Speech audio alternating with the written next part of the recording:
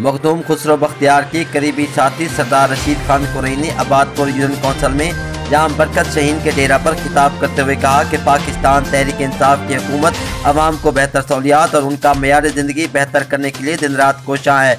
वफाकी वज़ीर planning and development Makhdoom Khusro Bakhtiyar और मखदूम हाशिम जवां बख्श अपने हल्का के अवाम को बुनियादी सहूलियात की फराहमी और उनके मसाइल के हल के लिए खसूसी दिलचस्पी ले रहे हैं। उन्होंने कहा कि उनकी खसूसी हिदायत पर अवामी राब्ता मुहिम और तरक्याती कामों का जायजा लेकर अवाम के मसाइल उनकी दहलीज पर हल करने के लिए दिन रात कोशां हैं। आबादपुर यूनियन कौंसिल में तमाम मसाइल इंशाल्लाह जल्द हल होंगे। अवाम मायूसी का शिकार ना हो। इंशाल्लाह तमाम तरक्याती काम उनकी दहलीज पर हल कराने के लिए दिन रात एक कर देंगे।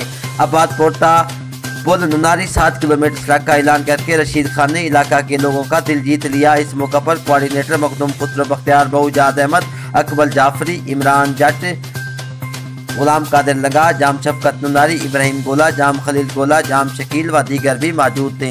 Report Malik Arshad Hussain, bureau chief Rahim Yar Khan.